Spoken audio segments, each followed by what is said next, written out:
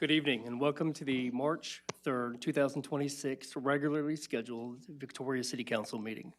Ms. Gilbert, would you please call roll? Yes, sir. Councilman De La Garza? I am present. Councilman Kidder? Here. Councilwoman Scott? Here. Mayor Pro Tem Young? Here. And Councilman Loughran.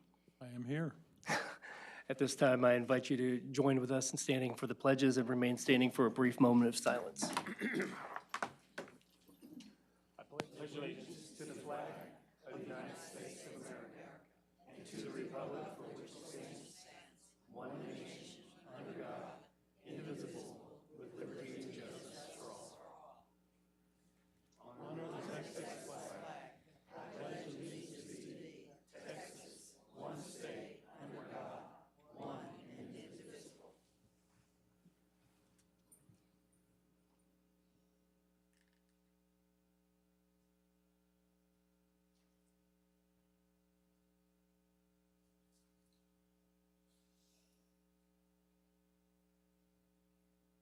Thank you.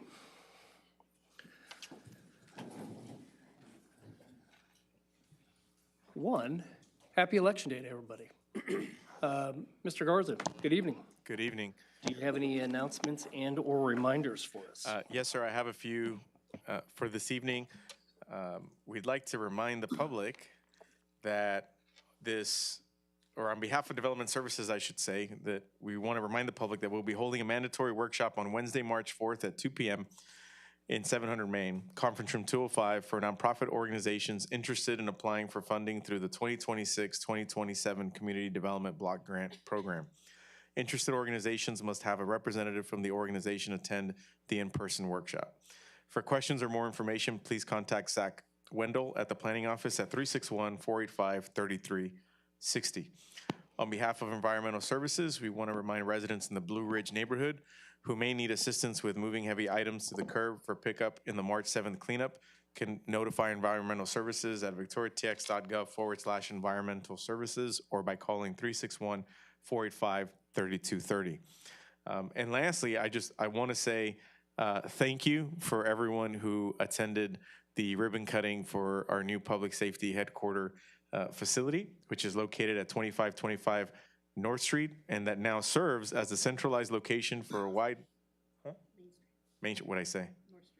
Oh, my bad. 2525 North Main Street. It says Main Street too. Anyway, that now serves as a centralized location for a wide range of public safety services. But not driver's licenses.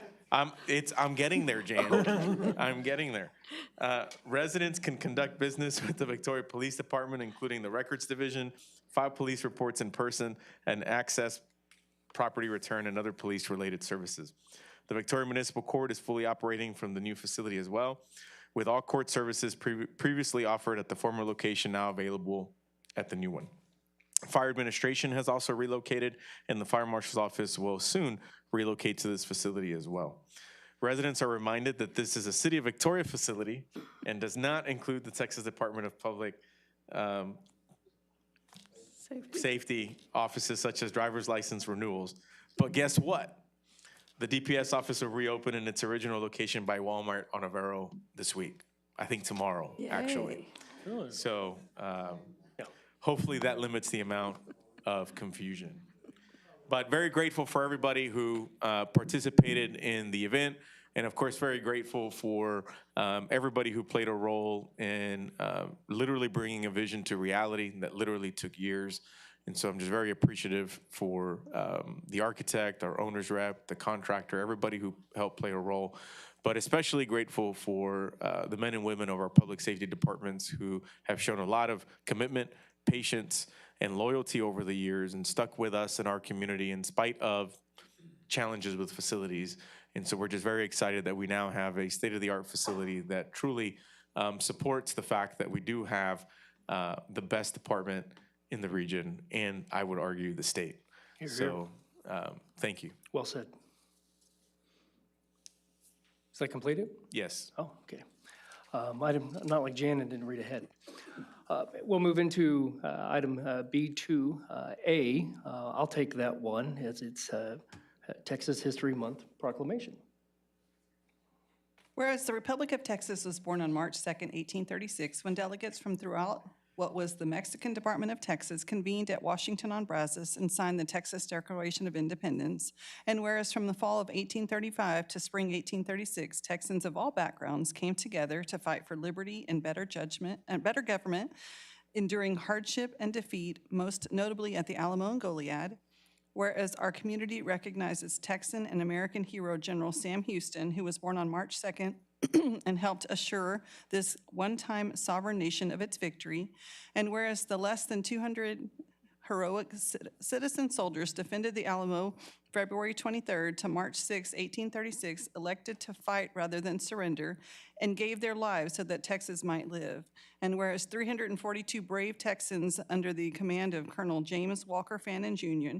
were executed by the Mexican Army on March 27, 1836 at Goliad, giving their lives in the cause of Texas independence. And whereas the Battle of San Jacinto on April 21, 1836 was the final and decisive battle of the Texas Revolution and ended in only 18 minutes with the defeat of General Antonio Lopez de Santa Anna's Mexican army, and whereas the Texas officially became the 28th state of the United States on December 29, 1845, further strengthening its legacy within the nation. And whereas the observance of the Texas History Month encourages all citizens to explore, preserve, and celebrate the people, places, and events that have shaped this great state. And whereas educational institutions, historical societies, and community organizations throughout Texas recognize March as Texas History Month in order to promote awareness and appreciation of our state's heritage. Now therefore I, Andrew Young, Mayor Pro Tem of the City of Victoria, Texas, do designate March 2026 as Texas History Month in Victoria, Texas, and encourage all citizens to celebrate the proud history and enduring spirit of Texas.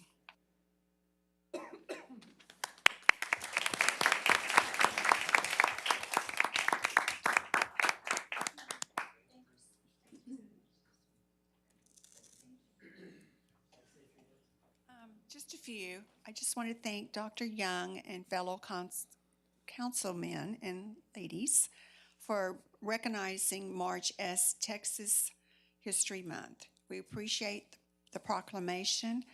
We actually are daughters of the Republic of Texas, the James Walker Fanning chapter here in Victoria.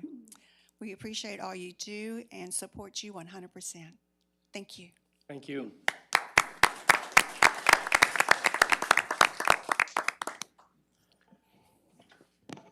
Mr. Garza, do you have any other public or employee recognitions? I do. I have a couple this evening. On behalf of the Golden Crescent Regional Advisory Council, they reached out and expressed appreciation for our Victoria Fire Department's strong partnership in regional data collection, highlighting Training Chief Dana Woodward's leadership in expanding CPR, Stop the Bleed, and Narcan training metrics, and EMS Lieutenant Brandy Davis' stewardship of regional stroke and STEM-I data. If you wouldn't mind standing in the back, please, as I keep reading this.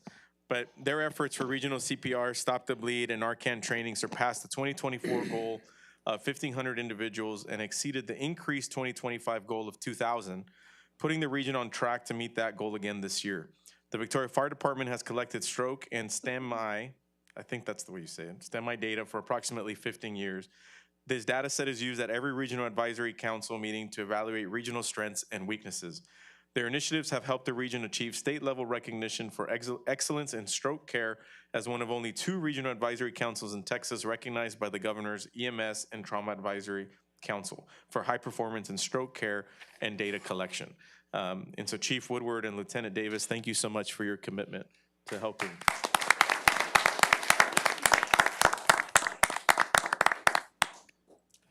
In addition, I want to recognize Kathy Langley with our Development Services Department, so if you wouldn't mind. She is a Combination Inspector 1 who recently earned her Residential Building Inspector certification from the International Code Council last week. This is the first certification required for new building inspectors.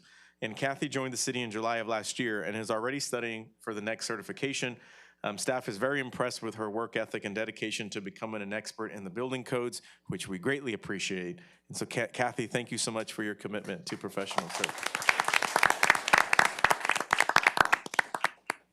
And that's all I have for this evening. All right, perfect. Let's move on to item B3, items from council. I have one. Does anybody else have anything they'd like to bring up or speak about?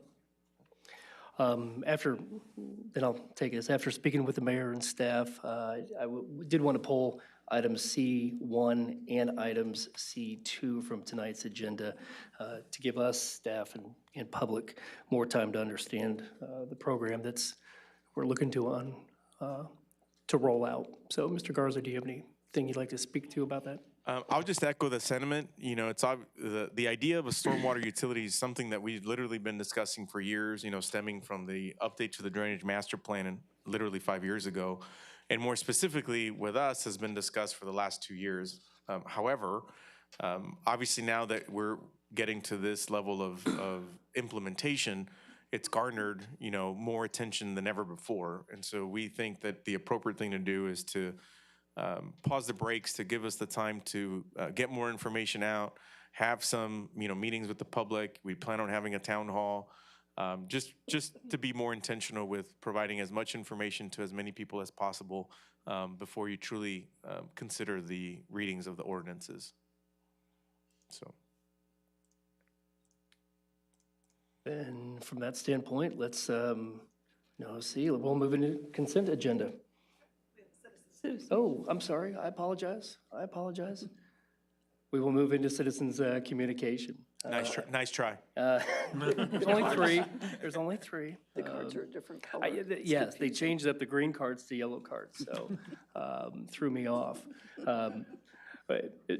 When I call your name, if you'll please come up here to the podium, state your name, and please limit your comments to 3 minutes. Ms. Gay Patek.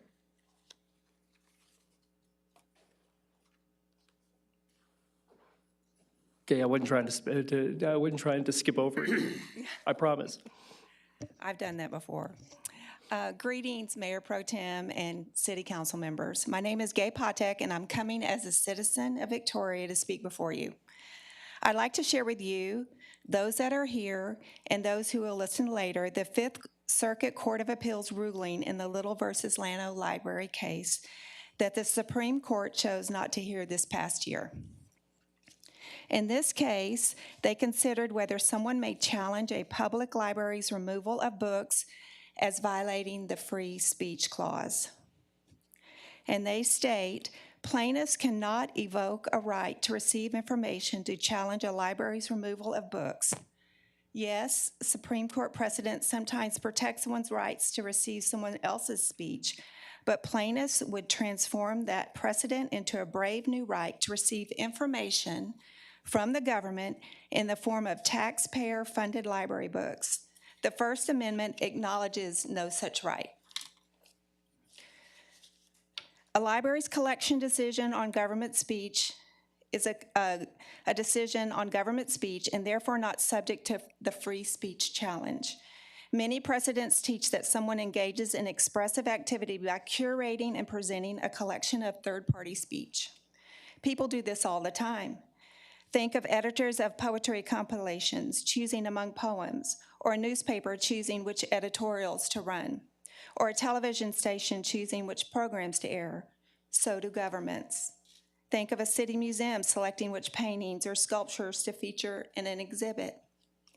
In the same way, a library expresses itself by deciding how to shape its collection. They also note with amusement and some dismay the unusually overcaffeinated arguments made in this case. Judging from the rhetoric in the briefs, one would think Llano County had planned to stage a book burning in front of the library. Plaintiffs and amici warn of book bans, pyres of burned books, and totalitarian regimes. Finally, they state, take a deep breath, everyone. No one is banning or burning books. If a disappointed patron can't find a book in the library, he can order it online, buy it from a bookstore, or borrow it from a friend. Thank you. Thank you, Ms. Patek. Mr. Michael Vonderow.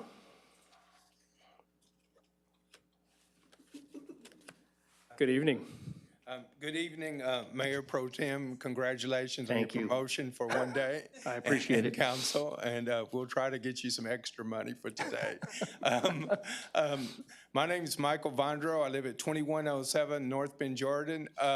We have a lot of legal dumping in Victoria. I'm not talking about just litter, but like sofas, like at Christ Kitchen by the dumpster. There's this worthless sofa that's just been there for a couple months, and I wish people would stop illegally dumping it, and I wish the police would catch them and put them in jail, where they belong. And on Nueces and Levi Street, by those houses, there's like a recliner chair and a bunch of other stuff people are dumping, and I wish the property owners could take care of it. If they're too busy working or don't have time, they could hire like a real estate agent to look over it every week and, take care of it and make sure everything's fine. And tomorrow the Victoria DPS is open, and it's regular voting up to 7 p.m. today.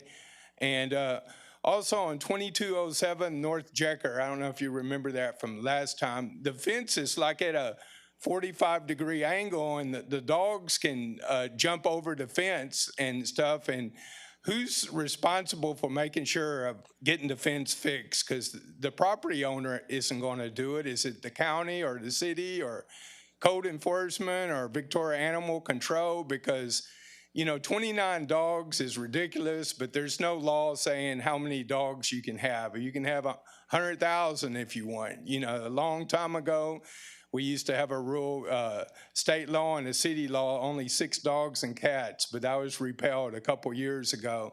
And you can have as many as you want. And I guess it's for those rich people that breed dogs and stuff, they could sell them and stuff. And, when you go buy one of those dogs for a couple $100 and, no one adopts those dogs at animal control and stuff. Oh, animal care service. I said it, misspoke. I'm sorry.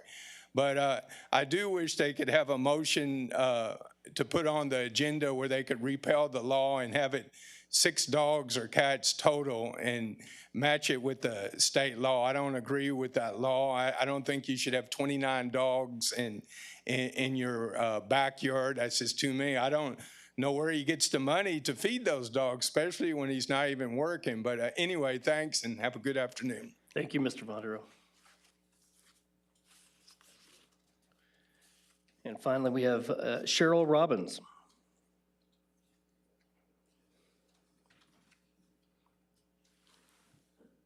Good evening, Ms. Robbins. Hello. Thank y'all very much for giving me the opportunity to speak. And I'm terrible at public speaking, so I'm going to read it. I was thinking that with the groundbreaking coming up for the community center renovations, that now would be a really good idea to think about the idea of renaming the community center after Gary Moses. As you know, he's known as Brother Gary. For more than 50 years, Brother Gary has been the heartbeat of Victoria and the entire Crossroads region. As a longtime educator at Patty Wilder Middle School, a legendary radio voice on Magic 95.9, and Victoria's undisputed ambassador of joy, he has touched countless lives with his infectious smile and genuine love for everybody he meets. Anyone who knows him understands that's so true. He brings energy, he brings encouragement, he brings people together. As an educator at Patty Wilder Middle School, he didn't just teach lessons, he built confidence. As y'all know, Mayor Crocker presented Gary with the key to the city at the De Leon Plaza following the Victoria Day of Caring group photo, honoring his decades of dedication as both an educator and a constant presence at the community events. He was recently honored by Congressman with a congressional recognition, receiving the Patriot Award. Most likely, there's been very few events held at the community center that he didn't support or serve as master of ceremonies or didn't just attend. His voice has filled that building on so many occasions. The community center exists to bring people together, to celebrate community, So does Brother Gary. He embodies the very best of Texas spirit, faith, family, hard work, and generosity. Not for recognition, not for applause, but because he loves the community. Thank you for your time, consideration, and I hope that y'all will consider honoring Gary Moses in a way that reflects the magnitude of what he has given to this community. Because if anyone's name belongs on a building devoted to community, it's his. Thank y'all very much. Ms. Robbins, thank you for your comments. Appreciate it. Thank you. Now, we'll move into the consent agenda. Yes, sir. Item D1 is the adoption of minutes of a regular meeting held on February 17th, 2026. Item D2 is a resolution approving an agreement with Well Squared LLC for the purchase and installation of filter media for the surface water treatment plant in the amount of $142,368.36. Item D3 is a resolution appointing or reappointing members to the Board of Adjustments and Appeal. Item D4 is a resolution approving variance request to Section 21-138B and Table 2-1, minimum lot size and minimum lot width for the original townsite re-subdivision number 106. Item D5 is a resolution approving the second contract amendment with Tyler Technologies Incorporated for the Tyler Munis ERP system to convert 15 on-site days to 18 remote days, resulting in no increase to the total contract amount. Item D6 is a resolution approving the amendments number 1 and 2 to the professional services agreement with Populous Incorporated in the amounts of $36,000 and $5,000 for a total contract amount of $2,040,873. And item D7 is a resolution authorizing the purchase of furniture for the public safety headquarters from Blue Box LLC in an amount not to exceed $236,371.12. Do we have a motion? Motion to approve consent agenda as read. Second. We have a motion and a second. All those in favor say aye. Aye. Those opposed, same sign. The motion passes. Item E1 is a resolution approving a professional services agreement with Civil Corp LLC to perform topographical surveying and final design services at the North Street Phase 3 project in an amount of $844,000. Good Good evening. evening, Mr. Sheblack. How are you doing? I'm doing well. And yourself? Excellent. Wonderful. Good to see you. Good.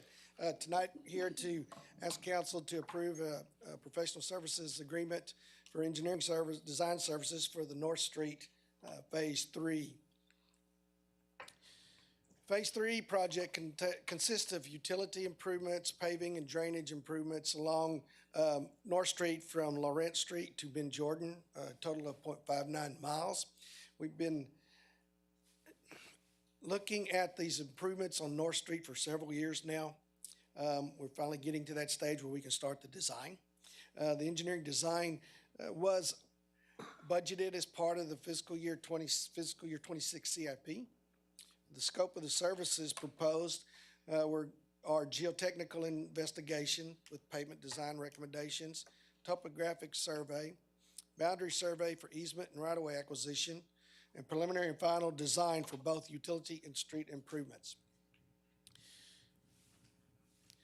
Civil Corps was the firm that we asked to prepare the preliminary design and conceptual design for the North Street corridor from Moody Street to Ben Wilson.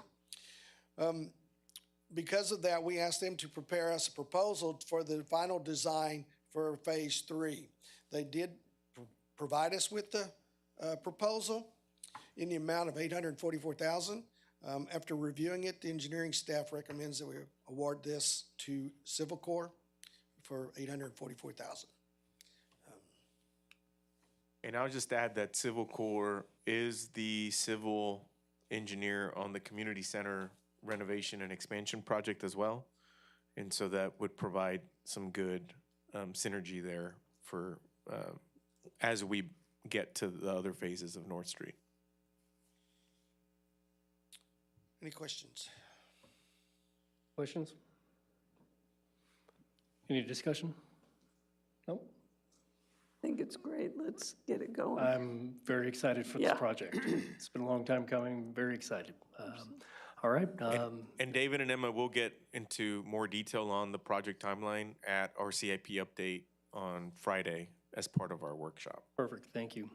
I move we adopt E1. Second.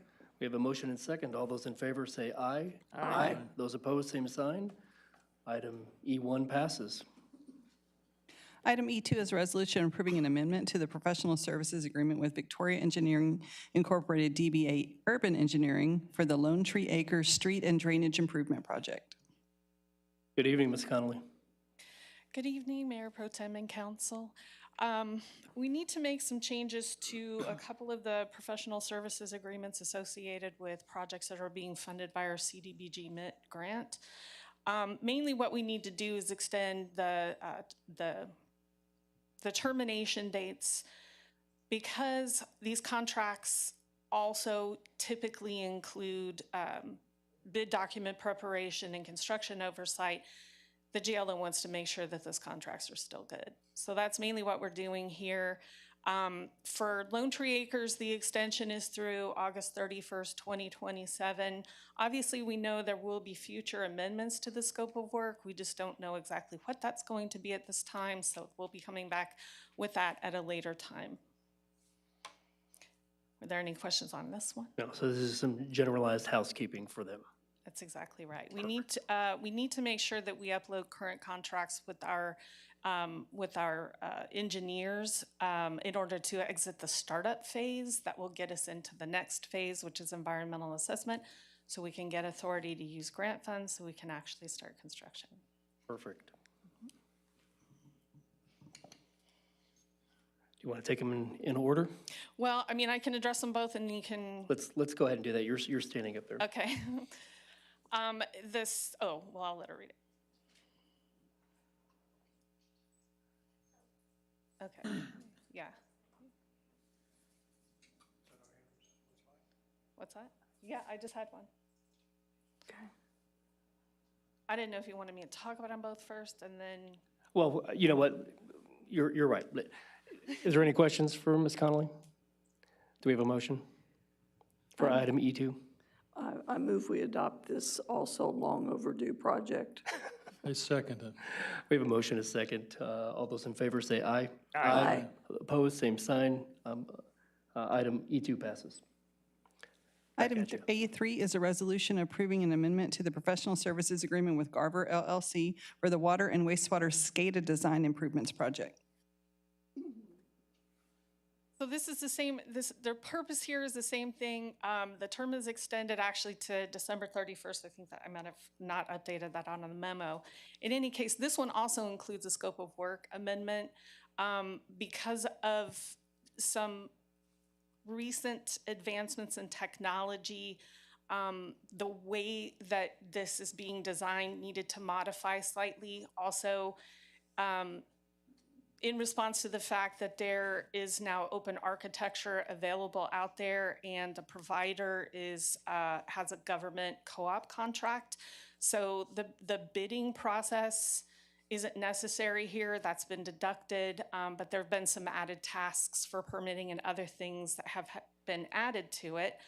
That did add a little bit to the contract amount, but there was work that was on the original contract that wasn't needed, so there was a credit.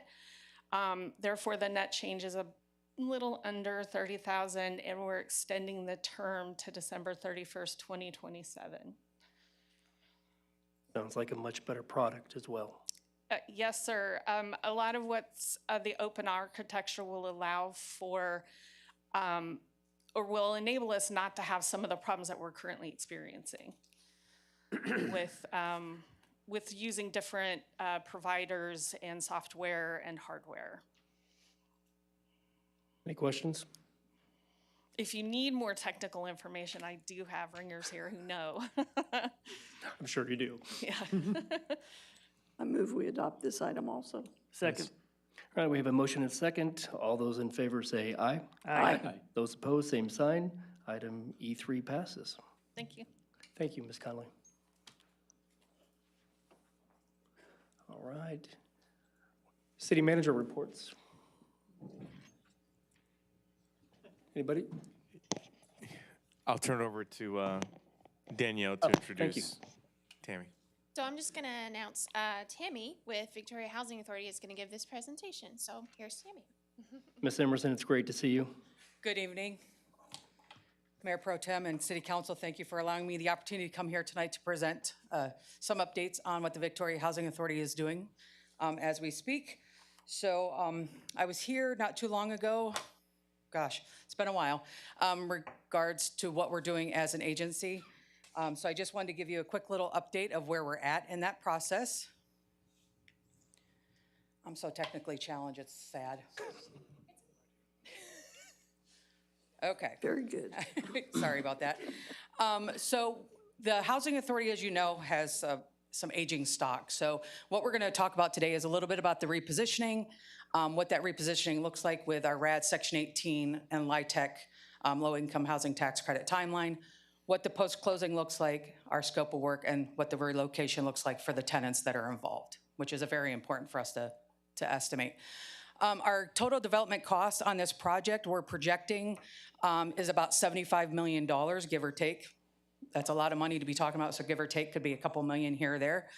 Our original units that we have in stock right now were built in the 50s, 70s, and 80s with very little improvements made to them other than what's been necessary, but no modernization to speak of.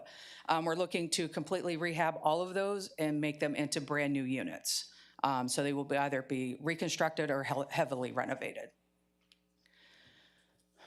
Okay, so what repositioning means is essentially what it is we're going to take the public housing stock, the 321 units that we have in our public housing program, and we're going to convert it to a project-based Section 8 voucher. So it's still going to be part of the Housing Authority. It's just going to be funded differently. So essentially what that means is that we're going to create a partnership. We're going to take those units from public housing and put them into a nonprofit that is put into place by the Housing Authority. So we're going to create a nonprofit, put those units into that nonprofit, take them out of the public housing stock under HUD, and put them into a private partnership. That gives us a little bit more leverage financially. We'll be independent of HUD regulations. We'll still be under a HAP contract, which is the Housing Assistance Payment, much like a Section 8 voucher, but they would be project-based because they would be owned by the nonprofit. So we'd still be the landlord. They'd still be under the Housing Authority. The tenants don't see anything different. They still pay the same amount of money towards their rent, which is 30% of their adjusted income. The only thing that changes is how the Housing Authority gets funded and gets subsidized. Does that make sense? I talk a lot of HUD language, so if it doesn't, let me know, and I'll try and correct that for you. Again, the benefits of this as an agency is we're very limited on the funds that we get through the appropriations bill from the government for housing authorities. With a new budget, we're going to be funded at about 80%, which doesn't leave a lot for improvements. So when it goes into the nonprofit, we'll have much more financial stability and we'll be able to leverage ourselves. Okay, so the scope of work.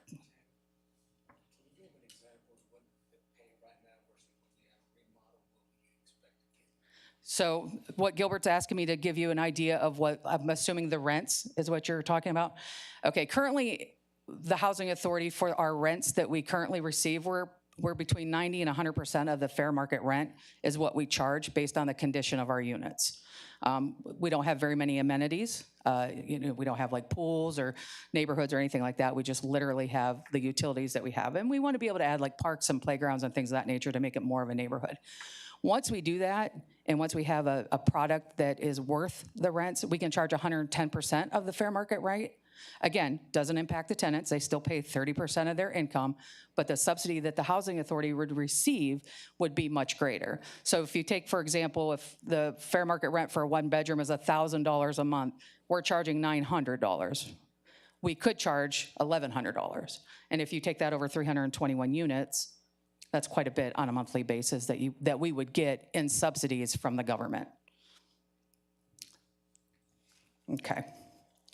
All right, so our scope of work, of course, our most impactful thing is our resident needs. We want to make sure that we're taking care of them both with a unit that is suitable, rehab, modernized, ADA. We have to have such a percentage that have to be compliance with the Americans with Disabilities Act. 5% of each property has to be fully ADA compliant. We want these units to be just newer and more feasible for them to live in. We're going to invest in our assets, so we're going to have a comprehensive redevelopment approach that's going to have the modernization of the units, and we have a lot of deferred maintenance that has not been able to be taken care of because of the money that we receive and the limits that we have with that. We're going to have the financial feasibility that I spoke about. With pre-development location, those costs are all in the project. That doesn't come out of our pockets. It doesn't come out of the tenants' pockets. It doesn't come out of the taxpayer pockets. Okay. And site-specific, we'll have site-specific reserves, which will help us do their significant rehab and modernization and address our immediate needs. In the future, we'll also have a much better maintenance plan in place so that we can be on top of things before they become too bad.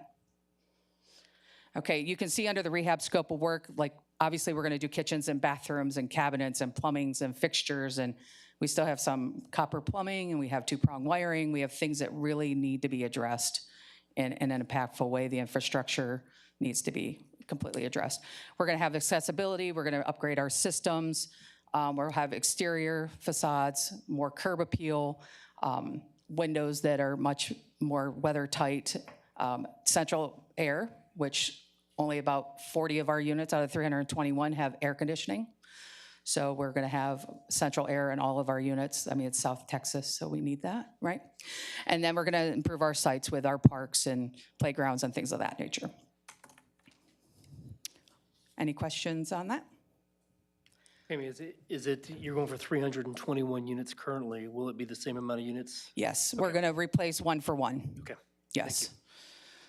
Good question. Under our conversion process, we're looking at the RAD, which is rental assistance demonstration, and a Section 18 conversion. It's going to be a blend. To give you an idea of where we're at in our timeline, the first thing we had to do was apply to HUD through our Special Applications Center to get these, what's called a CHAP. It's a commitment to enter into a housing assistance payment contract. So that's where we're at in the phase right now. Their next steps are, once we get that, we'll have a concept call. Then we have to submit our financial plans to HUD because they're going to make sure that we can financially fund this project and that it's going to be long-term and self-sustaining throughout the long term. Then we're going to look at our redevelopment approvals. We're going to do our program conversion and closing. It's estimated that we will close the financial books by the end of this year and by December of 2026.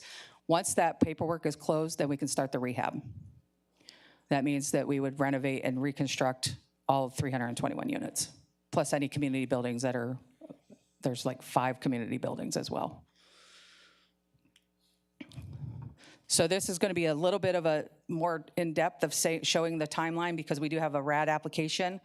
And we have Section 18, which is a different program, and then we have the low-income housing tax credit. So this is going to be a multi-funded project because of the size, the amount of money that we're discussing.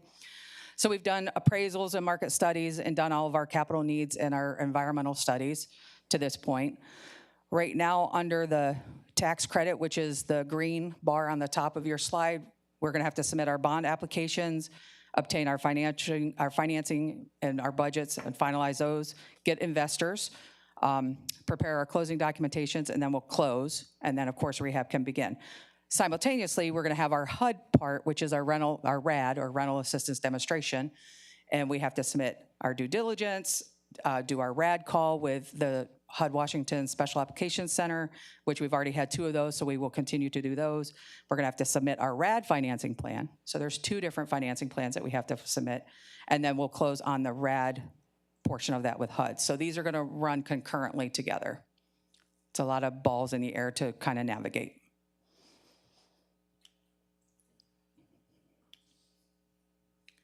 Okay, there we go. All right, so what our post-closing timeline looks like, we're going to start our construction tentatively in January of 2027. I want to make it very clear that no residents will be displaced during the holiday. That won't happen. It'll be after the holidays. It's going to take approximately 2 years. So what the contractors are going to do, they're going to identify efficiencies to reduce disruption to the residents and reduce the total construction time. And it will be phased. So we're not going to be like, okay, everybody out of this property. We're going to phase it. So essentially what we're going to do, as you can see on that line, we're going to close our documents in November, December. We're going to start our rehab in 2027, and then we should be complete within 2 years. So by 2029, we should have it completed and fully leased by that date. So we're looking at it like a 2-year timeline. Very important to me is relocation and how this impacts the tenants directly, because those are the ones that are going to, whoops. Okay. Sorry. We want to make sure the tenants are disrupted as little as possible. We're projecting that they're going to be out of their units about 30 to 40 days.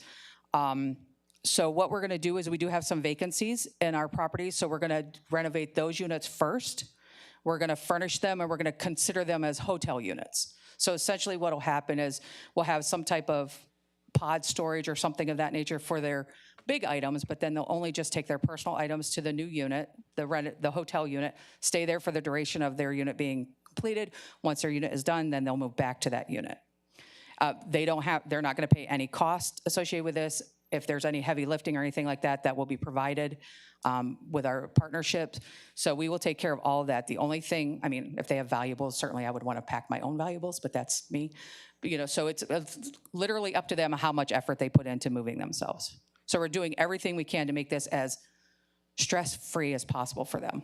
The benefit is that once they go back, they'll have a brand new unit that they can be happy about and be proud to live in. We are required to, through HUD, to give them at least 30 days notice before they are moved to a hotel unit. So they're going to have plenty of notice. They're going to be in knowledge. We have had several meetings already, and we will continue to have a bunch more community meetings for the tenants. How will their mail be handled? They'll still have, because they're going to be on the same property, so they'll still be in the same property. They're just literally going to be physically moving, but we're not going to change like their mail or anything like that. And we have what I call a gang box, like the mail doesn't go directly to their door. They go in the boxes. Okay. So that shouldn't be impactful at all. But if that comes up, then that's something we will address at that time, but it shouldn't, because we're going to try and keep them on the property, the same property. The only problem we would have that is if we have like handicap accessible folks and we don't have a handicap accessible unit for them to go to, then if that's the case, then we would take them to a hotel, put them up in a hotel at our cost, and make sure that their needs are met. We want to make sure that any needs are met that they have. Thank you. You're very welcome. Thank you. That was a good question. So how does this impact you folks, right? Why am I up here talking to you guys about this, right? So that's the big question. Right now, not a whole lot, other than just letting you guys know what we're doing in the community to better what we have as a product. In the future, when we get closer to things, we're going to need help with like permitting and possibly water tapping, sewer lines, inspections, codes, things of that nature. But we're still in the infancy of this, so nothing right yet. But that's not to say in a few months I might not come and ask. Okay? That's all I have. Does anybody have any questions? Any questions? Quite a large project. It is. So we're looking forward to it. I'm much like you. It's a much needed project that needs to get done, and I'll be excited when it is done. So. Absolutely. Well, thank you, Tammy. Appreciate all the information. A quick question. Yes. Just curious about the builders, or the builder. Is that identified yet? And That is not. local? No, good question. That's not identified yet. Right now, we're working with a co-developer by the name of Good Housing Partnership. Once we get our financing and our funding done, then they will go out to bid for a construction general contractor. So that'll go through the bid process. Okay, thank you. Thank you. Thank you, Ms. Emerson. Thank you. No work session. Correct. We do have an executive session. Yes, sir. Okay, well, the time is 5:44. This is a time that former Mayor Bachnight would be very proud of. I'll throw that in there. So it's 5:44. Let's recess for 10 minutes, and then we'll reconvene in executive session. The City Council will recess for executive session on the third day of March 2026 at 5:44 p.m. Subject matter is as follows. Texas Government Code 551.087, 551.072, and 551.071.